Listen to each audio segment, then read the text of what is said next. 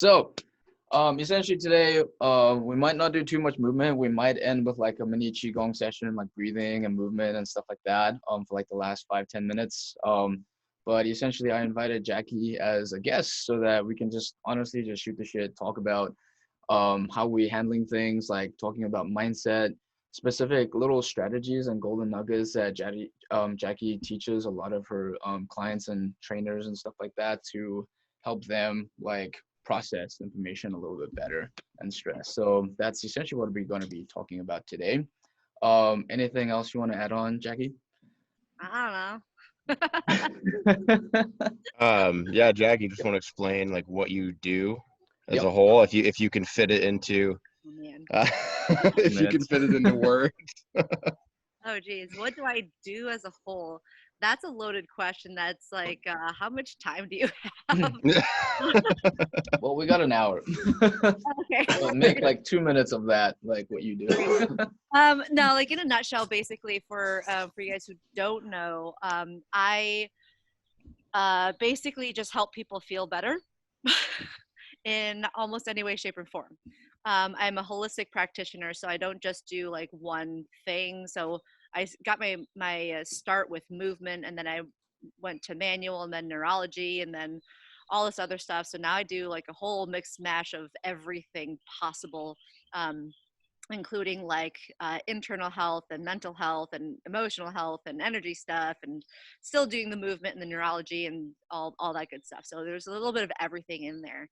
And so Andy asked me last night to say, hey, do you want to talk about like some emotion stuff and the bucket list? I'm like, if you gave me a little more time, I could have helped promote and got some more people for you. But That's fine. happy, yeah, it's fine. It's okay. Because I mean, of course, I want to help Andy with getting his word out there too, because I think what he does is phenomenal. So but I mean, we'll get the ball rolling with that kind of stuff. But he basically wanted me to talk about something that I do. It's called the bucket list, and it's something that I use with my clients. I actually shared a video on this a couple weeks ago, but it's basically a way to manage stress and reduce stress based off of things that you're worrying about too much or giving too much thought towards. And one of the reasons why people get stressed is because they just worry about too much stuff, right? They're basically, in short, giving too many fucks. And I use the term fucks, and I don't really swear too much, but in this particular thing, I specifically use the word fuck because it emphasizes like it gives the emphasis that it's just like I don't know what's the word I'm looking for. It's just instead of making it like very toned down, it's like you are just giving too many fucks and just like smacking you in the face with it kind of thing. We don't want to dilly dally around it. We don't want to soften it. It's just like you're just doing too much shit, right? But it's in your brain. And so this is a way that that people can organize their thoughts and just kind of lay it all out. And it works really well, especially for the people who are a little bit more visual. And to help you just kind of realize that a lot of the things that you're putting your mental energy towards is not serving you any good because you don't need to for a couple different reasons. Either that it's not even yours to begin with to even give a bother about or give a damn about, or there's really nothing you can do about it, right? And so we kind of do this in a visual kind of thing. I actually wanted to use my blackboard behind me, but Andy's like, go outside. No, So we'll I went go back outside. to the backboard, whatever. Either way. You can take it to my house. But yeah, so basically, yeah, I might just do that. I might just take you guys inside. But basically what you want to do is you want to take some time to organize. Whew, there we go. Damn, that is dark. There we go. That's better. Right. So you want to take some time to organize all your thoughts, right? So basically, first step number one is to write down all your fucks, right? So I would do this on, like, let me see if I can just put you right on this couch here. Balance you there. Yep. Do this little mini thing here. But basically what you want to do is you want to write down all your fucks on like Post-it notes or pieces of paper, whatever, and each fuck gets its own paper. Okay, and it works best if you have like, you know, a bunch of these little post-it notes or papers or whatever, and because it gives you that visual effect. And there's also other stuff with it too that I'll show you later. Instead of just writing it down, and you definitely don't want to write it down on all like one sheet of paper. If you are going to write it down, you can type it out if you want to, but this actually works a lot better than, you know, typing it out on a list or whatever. Okay, for a bunch of different reasons.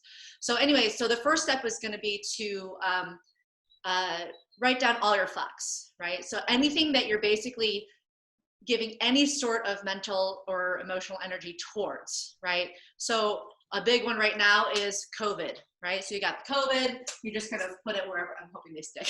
You got COVID, right? Let's say you're worrying about like your finances. Let's say you're worrying about like the neighbor's dog's barking. You know, you've got like Trump is an asshole, or well, let's try that one again, right? Trump is an asshole, right? Well, okay, so maybe that doesn't want to work. Anyway, so you get the point, right? And then let's try it one more time. Okay, that worked. Maybe you've got like, you know, the lawn is, you know, overgrowing, the gardener's not coming or whatever. You don't get to see your friends, whatever, right? Like all this other stuff that you're giving all these fucks about, right? Sometimes it's like, oh well, you know, my mom's not exercising, you know, my friend's not taking good care of their health, you know, like in you know, whatever, right? So basically anything that you're giving a fuck about, it can be big, it can be small, but basically the more of these that you can write down, the better. Could it be positive or negative too, or is it only like negative fucks that you have? Well, usually it's the negative fucks, right? Because Okay. if you're giving a fuck about something positive, you're not really giving a fuck about it. You're actually caring about it. Okay, gotcha. That makes Right? sense. Yeah. So it's like, because when you're caring about something or somebody or a situation or whatnot, it does a positive effect on you. Mm-hmm.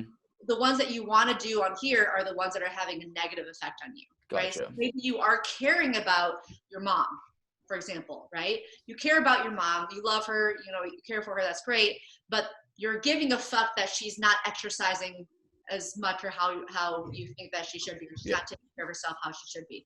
Then you would put giving a fuck about mom's health, right? Gotcha. Or just put like mom's health or mom's exercise or whatever it is, Mm-hmm. right? But you wouldn't say, oh, mom, right? Because you care about mom. It'd be something more specific. Mm-hmm. Okay, got it. And so you put as many of these up on the board as you possibly can, right? And if you don't have a board like this, I mean, like a wall is fine, or you could just lay it out on the ground. That's also fine too, but you want to make it just kind of visual, right? And then after that, the next step is to separate them into your fucks and not your fucks. So I still have these from the video that I made. Let's see. There we go. So we've got mine, and then you've got not mine, right? And then you separate them. Okay, which ones are mine and which ones are not mine, right? And they're just all falling, but there's a bunch over there, right? They're all falling. Okay, so what I mean by mine and not mine, the fucks that are mine are things that actually pertain to me, myself, as an individual, my life. They directly affect me. So for example, like mom's health, right? We just use that one as a thing. Mom's health. That doesn't directly affect me, right?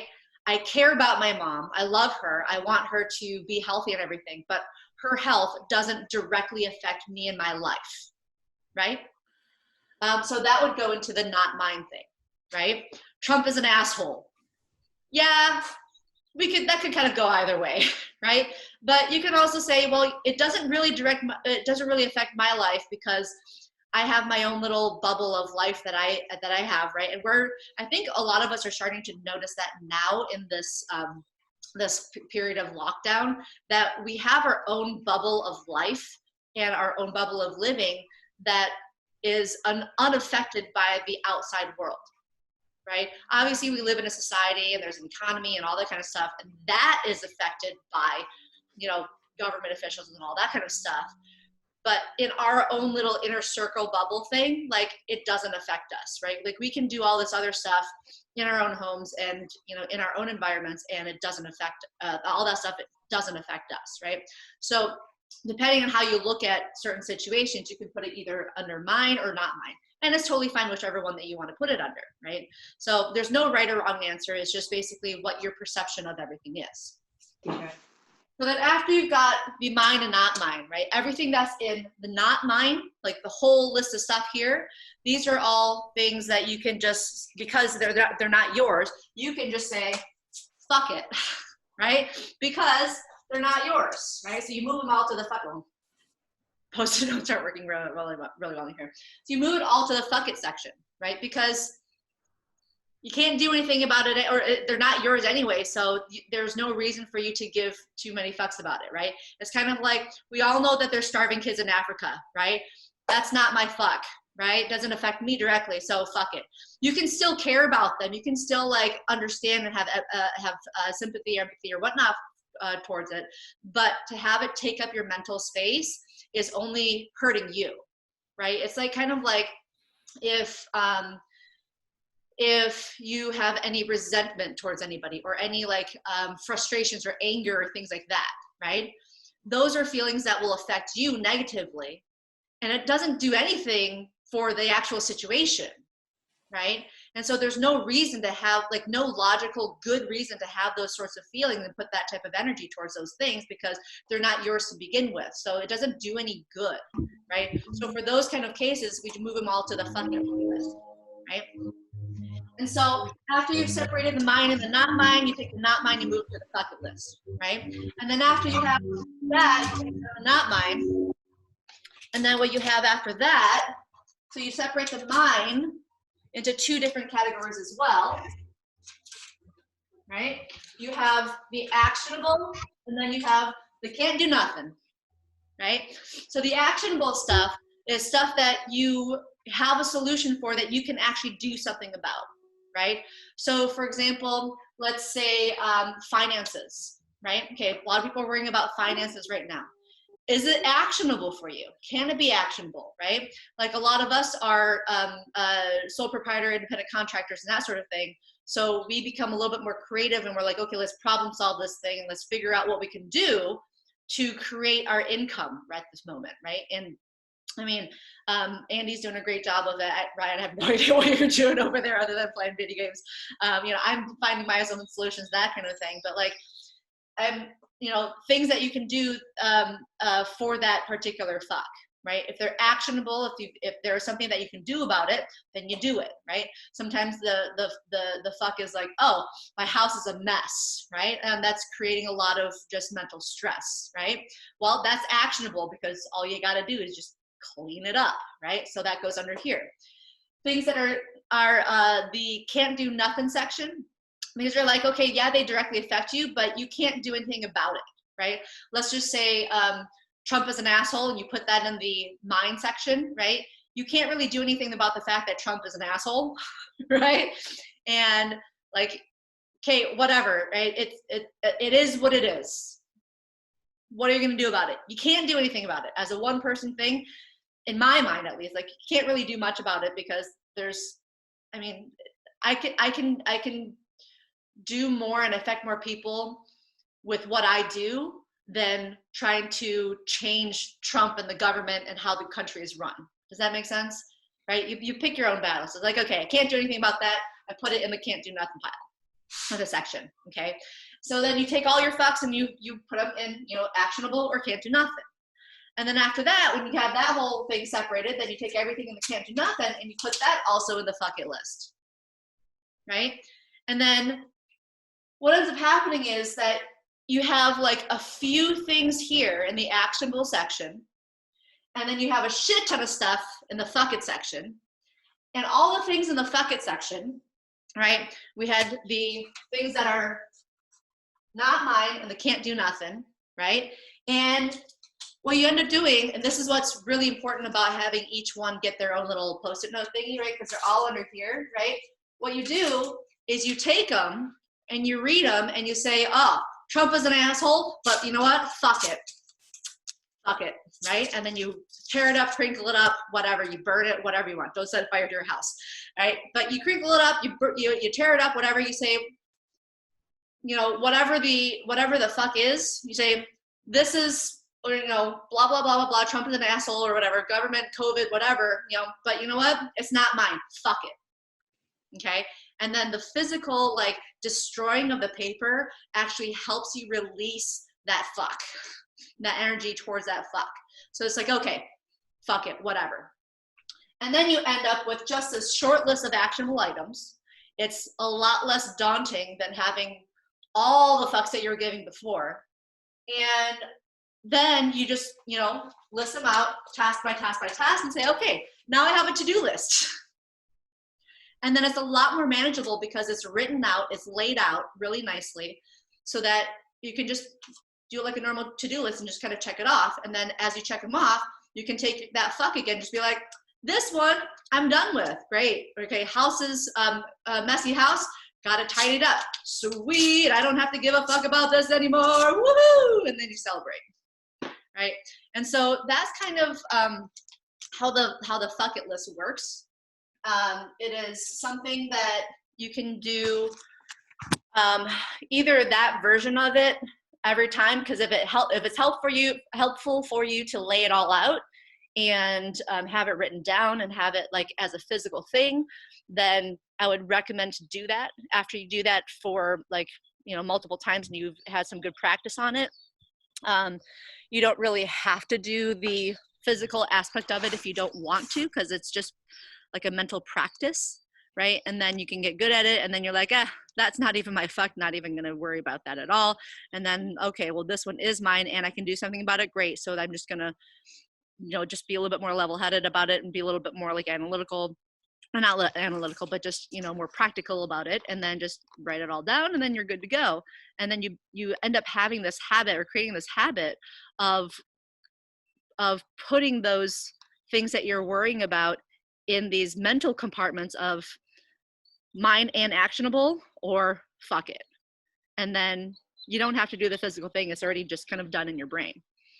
And so that becomes a really good way to manage stress, especially when you become so overwhelmed and you realize that you're becoming overwhelmed because you're just giving too many fucks. So this is something that I've taught a lot of my clients and friends, colleagues, how to do. And so far it's worked for a lot of people. Something that you guys can do, something you guys can also share with people. I have a video on it on my YouTube channel if you guys want to check that out, that also explains it. And then after that, I did a follow-up video on something called Happy, Better, Both, which I don't know if, Andy, if you want me to talk about that this time or next time or whatnot, but it's basically something that I've lived by for a really long time on how to make decisions on what I do in my life.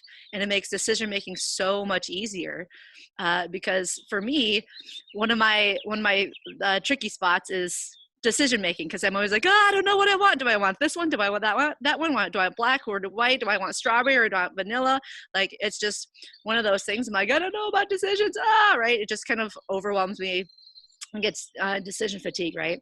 So then I just use my Happy, Better, Both thing, and that works super, super well. Andy, is that something you want me to go into now, or? Yeah, we can go into that in a little bit. I just want to piggyback off like the bucket bucket just right now. Yeah, so like seeing how that system works is fascinating because it's so simple, and that's what I love about it, you know, like, and it puts everything in a visual representation of like how our brain is, because it's very, very hard for us to look at our brain from the outside in. But then when you write everything down that's concerning you at that specific moment, and you're looking at the wall, you're like, holy crap, this is actually my brain. So you're looking at it from a third person perspective, and it's meditative, right? That's the ultimate goal of meditating, is to actually be able to see all your thoughts from third person, not necessarily thinking about nothing, but to be able to observe everything in that aspect. So this can help you tap into that a little bit faster. And also remember, we talked about neurotags on Monday. It's like your brain will always like, it saves a lot of these things. For example, like if you got picked up something and you tweaked your back, or someone yelled at you when you were 12 years old, and like all of a sudden like that memory just stuck with you for a very, very long time, and that changed your all your life decisions from that point on. Those are very, very deep, heavy neurotags. So this is actually essentially like, the more you think about it, you're putting your neurotags on that wall. And when you actually finally realize that, oh my God, this is in the bucket list, I don't need that over there, scratch it out, toss it away. You're removing neurotags at a physical level. So it's basically taking that subconscious, like removing it at a subconscious level, the better you get at it. And the main thing is it's teaching you to pay attention to specific things. And in this case, for your mind, which really, really cool. Like I always try to use like digital stuff to figure that out. But the more I'm doing that, the more I'm actually coming to Post-it notes. Like I have like every single digital device. I have my iPad. I got, all the things that I can write on digitally, like my Microsoft Service Book, I can write all my notes and stuff on that. I tried it multiple times, but it just doesn't feel the same as when you actually have a piece of paper, write it down, throw it away, tear it out, crunch it up, like something physical, like tangible, when you can feel it in your hands and see it. Very interesting things happen. So I love that. Do you have anything to add on or like for that? Me? Yeah. Not really. I mean, like it just like you said, it's a super simple concept, a super simple methodology, and it is like way more helpful to do it all like handwritten on Post-it notes versus digitally, right? Yep. Like right now we're all in the digital world, and everyone's like, oh yeah, let's save the environment, save trees, and just do everything digital. But then like we're missing that component of the brain to hand to physical writing, because there is that extra like connection that goes in there when you write something down like handwritten versus just typing it out, right? And then also, instead of just like clicking delete delete delete right, when you tear something up and you physically destroy it, it's more of an effect than just pressing a button. The simplicity of technology in this case is not as good for us as if we were to do it kind of manually, right? It's kind of like instead of paying somebody to clean our house for us, we clean our house ourselves, and it feels so much more therapeutic and more satisfying when we do it ourselves versus when we just take the shortcut and the convenience route. Yeah. So going backwards with the technology and bringing ourselves back to our human roots, to basically treat ourselves and help ourselves become more human and better. Yeah. Well, actually, like the irony is that a lot of tech companies, like at their product management model, they still use Post-it notes, right, David? Like, I don't know if you guys still do that. Like you have the starting, write down all the main tasks, and then when that's done, you move that to intermediate or like doing, and then when it's done, like you move the Post-it notes to like process and all of that type of stuff. So it seems like it's, yeah, David, you want to add on to that a little bit, or do you guys? Yeah, absolutely. It's we use paper and those big gigantic Post-it notes all the time, different colored markers, and you use the room and you use the different physical assets, because that tactile feeling makes you feel like you're a part of actually building something. And so when you're trying to, especially if you're doing something from your mind and you're trying to like, do something quickly and brain dump, what I find is, especially if you write it down, that's sort of how you learned when you were a little kid. At the beginning, you start to write. The first thing you did was not type, the alphabet. You wrote the alphabet. And so it makes you be, at least I think we often see that makes you more creative, because it allows you to go, and you can also use different shapes and stuff much easier than you would digitally format. It's funny because a lot of people are asking us, hey, why don't you switch to, like, I still take notes on a piece of paper versus, digitally. Why do you do that? Like Andy said, hey, it just doesn't feel the same. Not only physically does it not feel the same, but I think mentally it doesn't feel the same. Yeah, I love it. It's cool that, like even with all the tech, like people who work in tech still use non-tech stuff to actually perform and process and, get more and more creative. It's fascinating. So it's like we can utilize the same strategy for any scenario, and it's cool that tech uses it, but we can utilize it to see like how our own mind works, which is, I feel like, equally, or well, actually even more important, because we just don't really know how we are thinking.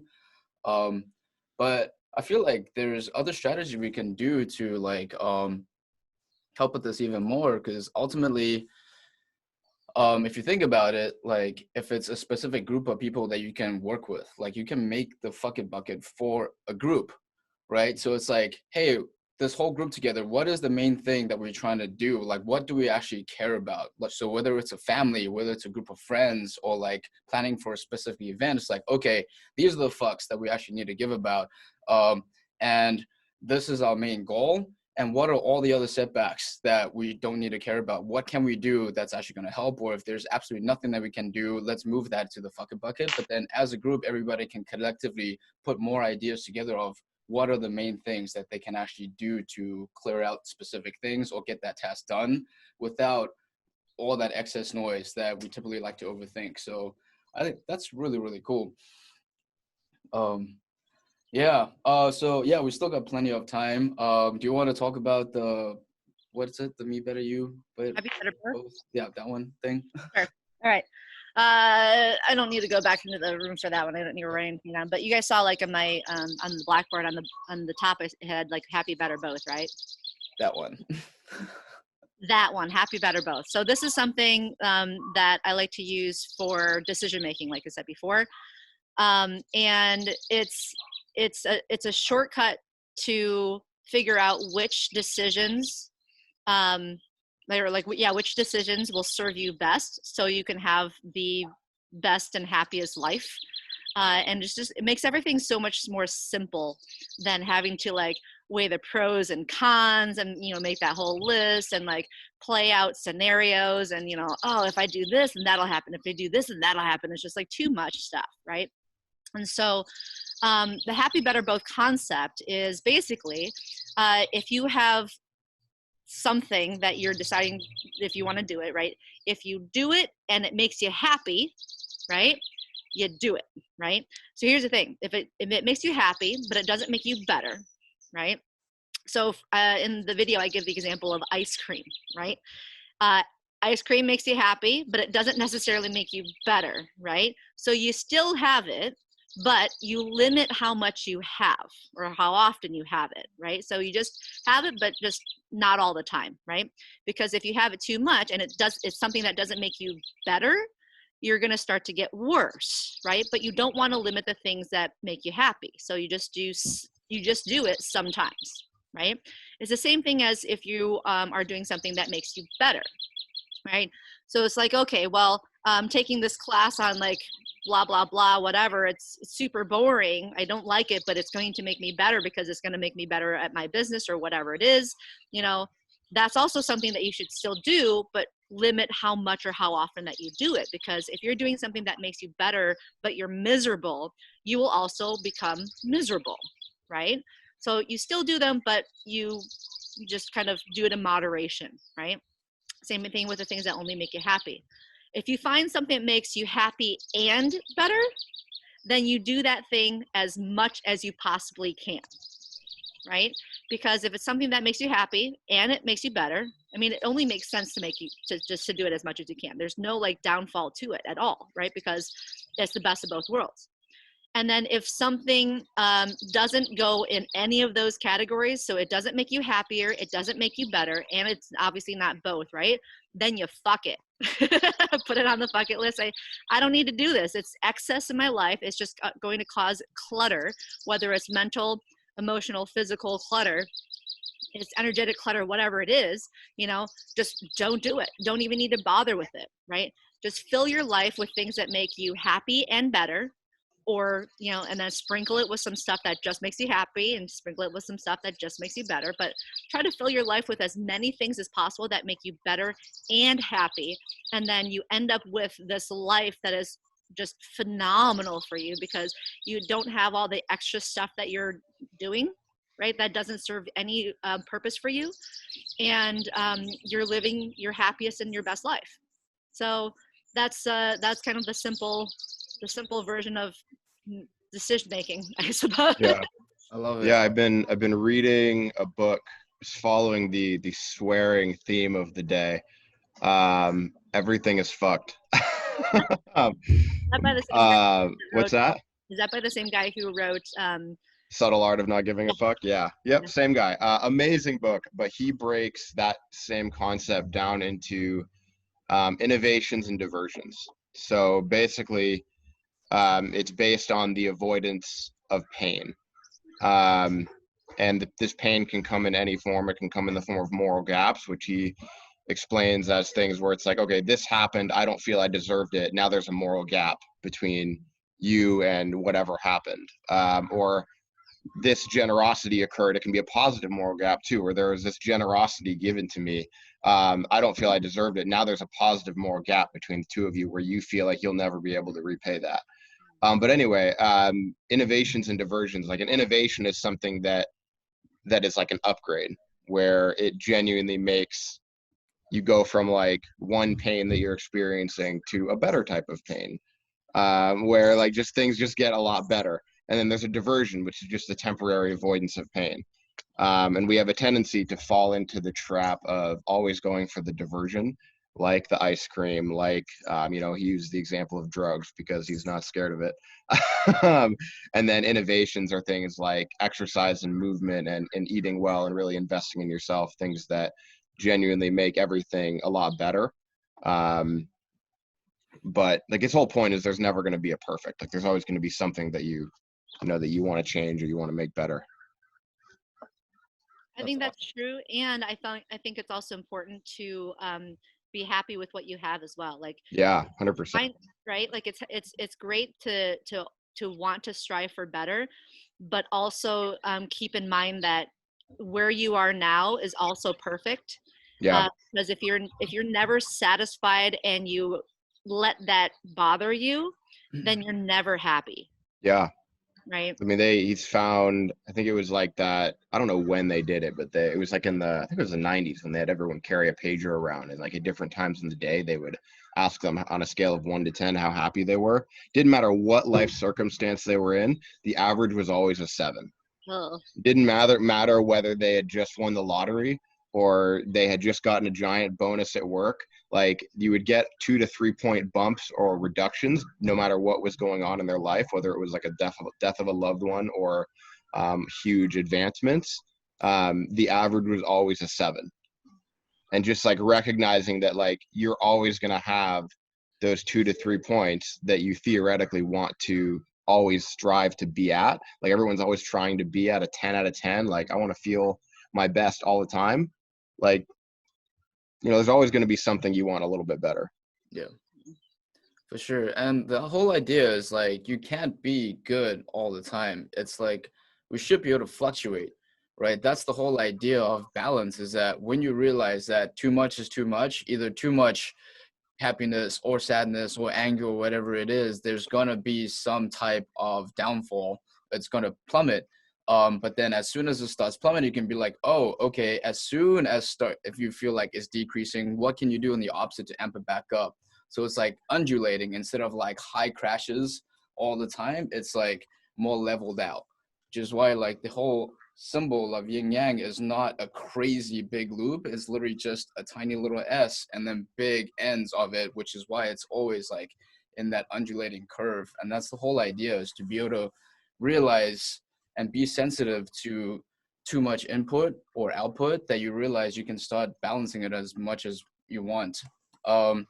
But yeah, the hardest part is finding like the tools to help each individual at a different level, right? Because like the Fuck It Bucket is an amazing thing, but learning extra lessons that apply to be able to use the Fuck It list even better, that's like always been my question. So it's like, I'd like to ask like all of you, it's like, what specific tools and techniques, whether it's words of affirmation or whether it's a movement thing, whether it's someone teaching you something, what are those things for you as an individual that helps you deal with specific stresses and things in an acute scenario? As in like, if all of a sudden, like right now at this one moment, something happens and you're like, shit, okay, I'm super, super stressed. Like, what is the first thing you do? What is the lessons that you learned that can help you reduce that tension at this immediate level, so that you can learn to sit back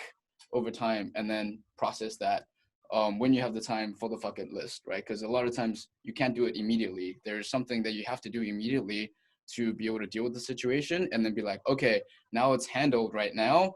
Now I have the time to sit back and be like, okay, long-term wise, the fuck it list is available. I think I jumbled the words up a little bit, but does that Oh, kind good. Like, of yeah.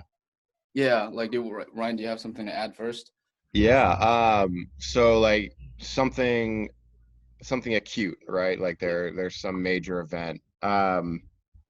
So basically, like I've kind of started to adopt this new mindset around stress, where whatever I'm experiencing, like definitely feel that stress. Like we seem to have this objective in the last, I don't know, I can't say how long, probably 40 years, like to get rid of all stressors in our life. And like there's this idea, oh, I shouldn't feel stress. If I feel stress, something's wrong with me. Stress is bad. Stress is dangerous. Stress leads to a shorter life. You know, it's horrible. Mm-hmm. Stress is there for a reason, and we need it. And I like to think about stress as a motivator. So in that moment where either you're feeling chronic or acute stress, meaning like it's a long-term thing that's built up over time, or from something that just happened, think about what that stress is motivating you to do, because stress is mobilizing a lot of energy that you wouldn't otherwise have access to without all of those hormones coursing through your blood. So if you can think about, all right, I'm feeling this stress, I'm recognizing it, it's there. I'm not going to ignore it. I'm not going to use energy that I could use to do something productive to just fight the stress and imagine that it's not there, only for it to come up later. So I'm going to think about what it's motivating me to do. If I've just lost, you know, like if I've had a death in the family, what is this stress motivating me to do? One, I'm going to feel all of those feelings, the sadness, the stress. I'm going to recognize them because they're not going away. And then I'm going to probably start to reach out to friends and family and say, hey, this happened, because at that point you can't be isolated. If it's something great that just happened, I'm going to genuinely be happy about it. You know, feel that. But yeah, just kind of thinking about what is this stress that I'm feeling giving me the energy to do. Yeah, is it a challenge where it's motivating me to kind of rise to the challenge and conquer whatever object or whatever task is in front of me? Is it motivating me to seek out friends, family, you know, seeking me to seek out that social support? So different things that we can use that energy of stress for, and it's just kind of recognizing in yourself where that energy should be directed. Because for many of us in this, like I'm gonna call it like a stress oppressive culture that we have, we had never learned how to deal with the stress. We never learned how to process it. So I don't know, I just like to use it as a motivator. Yeah, I think a very quick strategy to think at that specific moment in time is in, like, for example, when I was on Thursday, like 3 weeks ago or something, like right when I read that the lockdown was going to happen, I had to shut down my gym. The first thing I thought was, okay, I guess I'm just going to shut down the gym and then see what happens, you know? So I feel like the first thing we can think about, it's very easy to be overwhelmed like immediately and start thinking everything like what's going to happen from that point on, versus a quick strategy is to be able to say, hey, it's okay to feel what you feel. It's okay to have these emotions. It's okay to overthink. But notice when the only thing you're doing is feeling like shit or overthinking or doing all of the stuff that you know you shouldn't be doing. Understanding that it's okay, but know when it's enough. So I feel like the bucket list is a very, very good way to start letting us see like when it's actually too much and to learn how to process things a little bit better. But at that specific moment in time, always be like, I'm feeling what I'm feeling. I'm going to let my body feel this because there's no way out of it. Take the time to process it.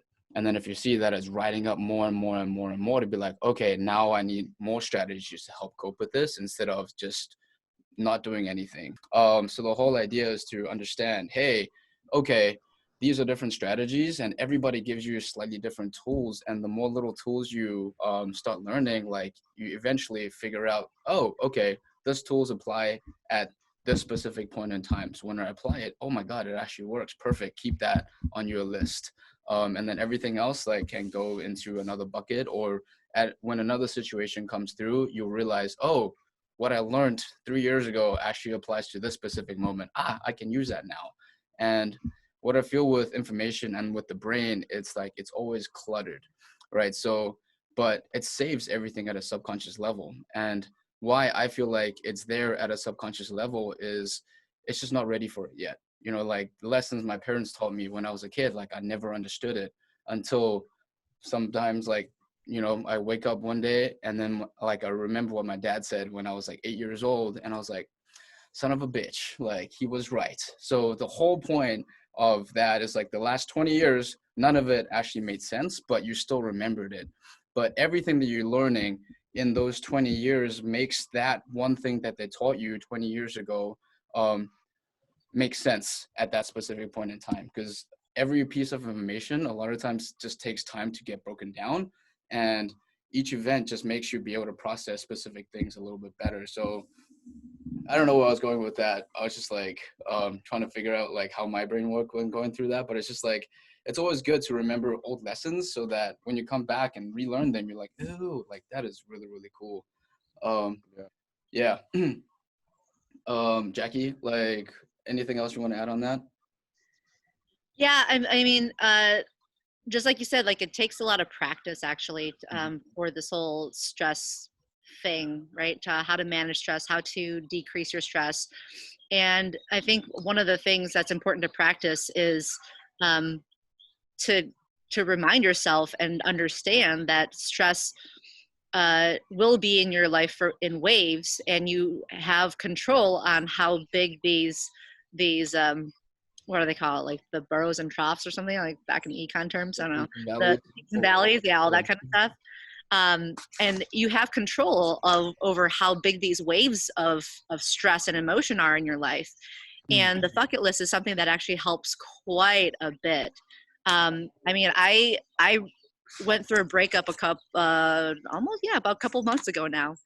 I was really, the breakup itself was rough story, but what happened after that was even more rough for me. I would think, because it was more of a surprise for me, right? Like breakup, because I initiated it, so it wasn't as much of a surprise for me, even though it was very like emotional. But the thing after that was, it was like something out of my control happened, and for me, like I'm a little bit of a control freak sometimes, and I have to work on like letting go and letting things just be like, well, fuck it, right? That's kind of how I came up with the bucket list. But basically, I got kicked out of my house, which was my ex's house, at 5:00 on Valentine's Day night, which was a Friday, which was the Friday before President's Day. So it was a long weekend, and nothing was available for me to go to for that. I'm just like, okay, this is not a good thing. And just like Andy said, you got to let yourself feel those emotions, right? But then there's got to be that switch that allows you to go from feeling all the emotions to, okay, let's see what's actually in front of us and what we can actually do about it, which is the bucket list, right? And just take actionable steps towards things. So obviously, like when I was being told at 5 p.m. that he wanted me out by that night, I was very upset. And I allowed myself to be very upset for a little bit. And then I realized, I'm like, I can actually do something about this. I'm going to start doing something about this right now. I pushed aside my feelings, even though I was still feeling them. And I just kind of went on like Zoom mode to just, okay, let's get this thing done. This is a task. I've got a mission, got to get this done. Otherwise, I'm totally fucked. And so after that, after all that was settled, then I was able to like go back and see if I wanted to feel those emotions again. But what was really cool was that because I had gone through the mental bucket list already, I had already processed those emotions, and I was like, you know what, let me think about, like, I kind of just like removed myself from the situation, and I became the observer instead of the experiencer. And I was like, well, let me think about the reason why he did that. Like, why would he do that?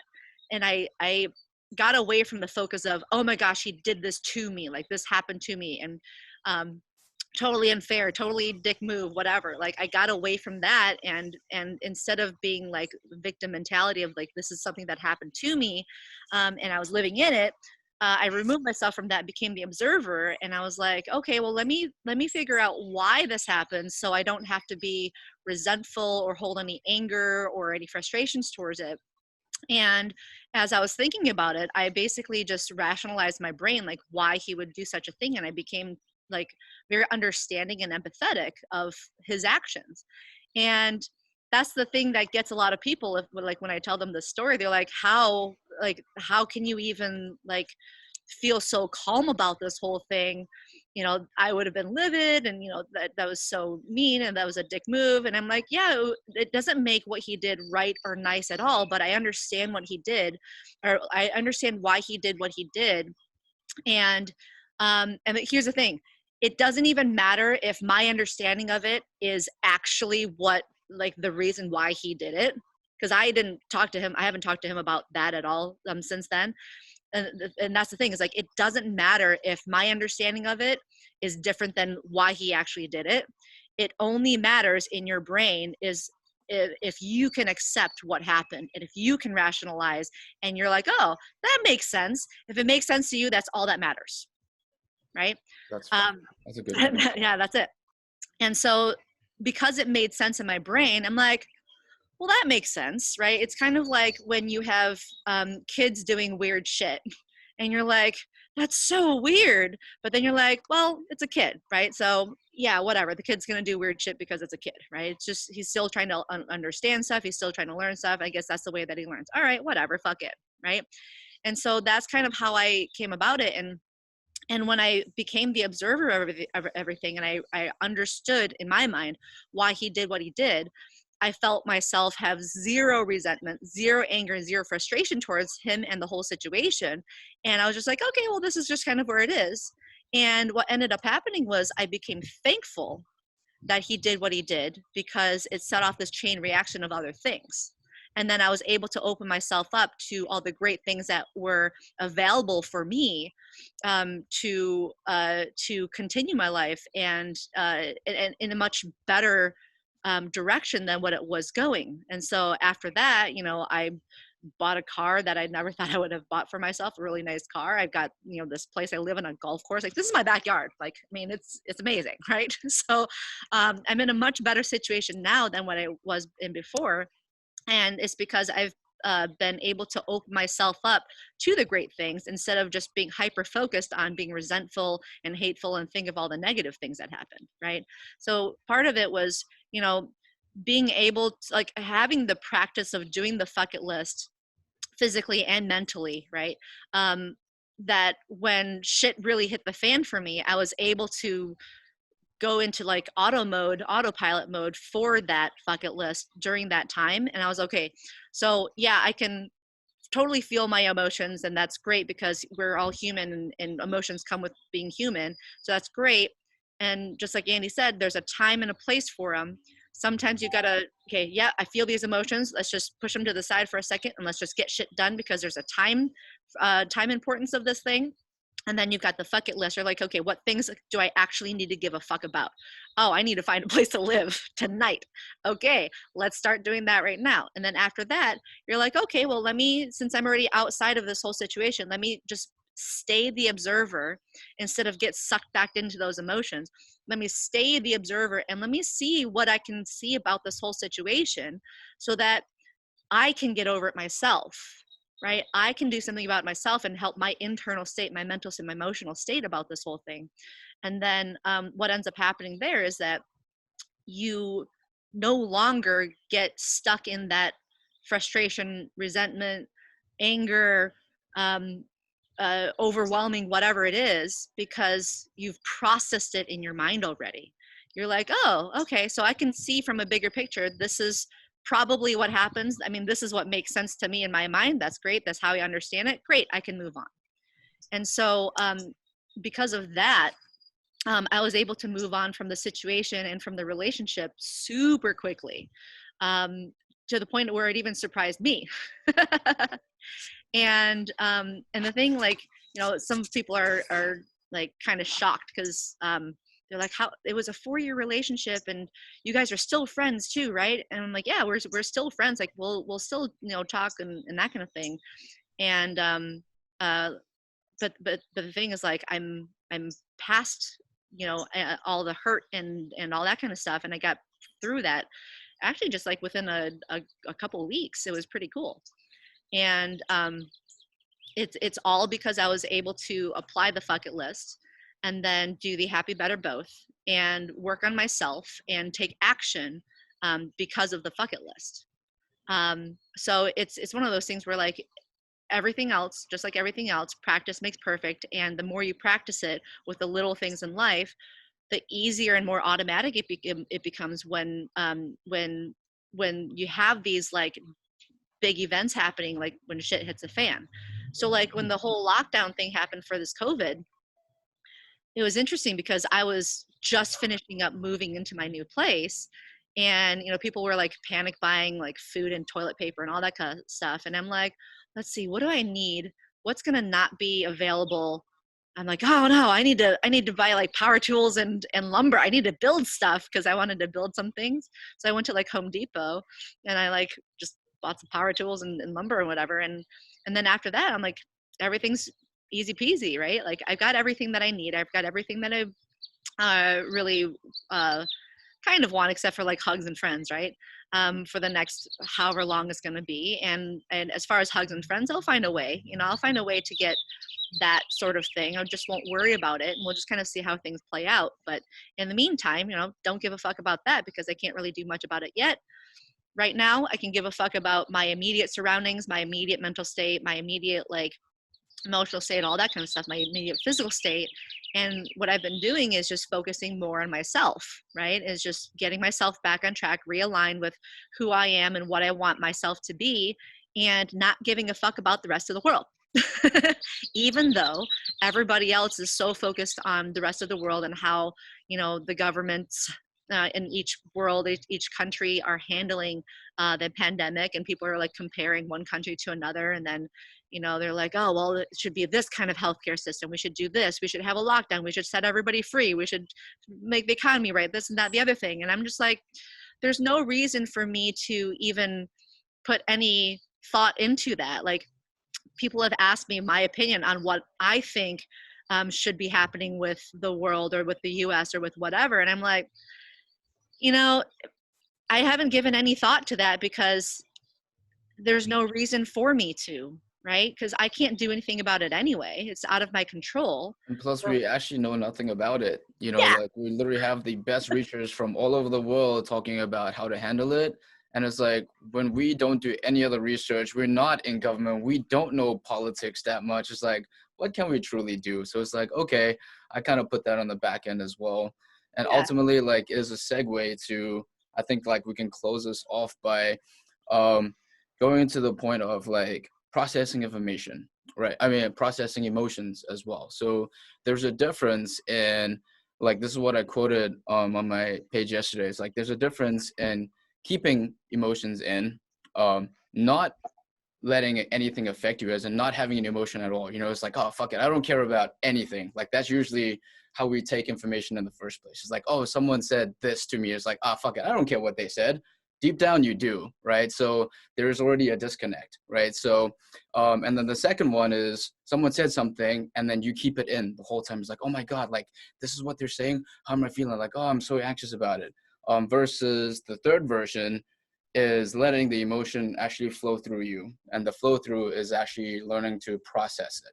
Like, however long it takes, it doesn't really matter. But yeah, it's relative to each person and the situation, obviously. But then you want to let that emotion flow through, instead of either keeping it in or not caring about it at all. Because if it's the first one or the two, that's the that's either detrimental, or like you end up becoming just this very, very cold person, which is also not very good.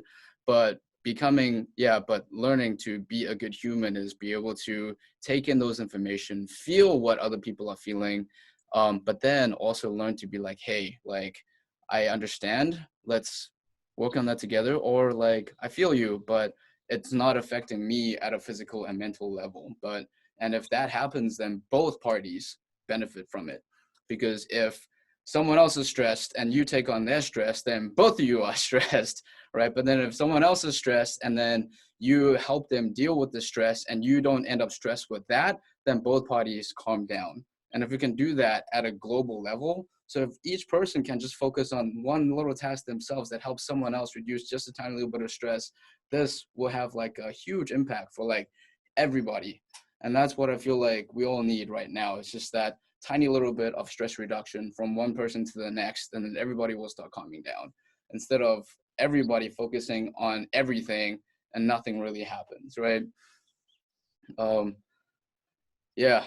Anything you guys want to add on to that? Or like anything you'd like to share, David or Karen? I think you guys said it all very well. Yeah, this is really good. Hey, Andy, do you mind sending out Jackie's information, like Yeah. her website or, Yeah, for sure. you know, Yeah. so that way we can connect with her if we want and Yeah. check out her Jackie, YouTube channel and stuff? Yeah, are you able to write in that Zoom chat thing right now? Yeah, I'll put that up there. Yeah. Where's my cursor? There it is. Yeah. Is there any way this session would be available, like for someone else, like to share with? Yeah, so I recorded it. So I'll be posting yesterday's and today's thing on either my YouTube channel or Vimeo. Okay. Yeah. Great. And then you can feel free to share the link and everything like that. Great. Thank you. Awesome. Cool. Okay. Sweet. Awesome, guys. Remember to breathe, keep chilling, and then we'll see you tomorrow. All right. Yep. Thank you so much. Thank you, Jackie. Thank you, everyone. Awesome. Thanks, guys. All right. Have an awesome day. Bye. Thank you. Bye.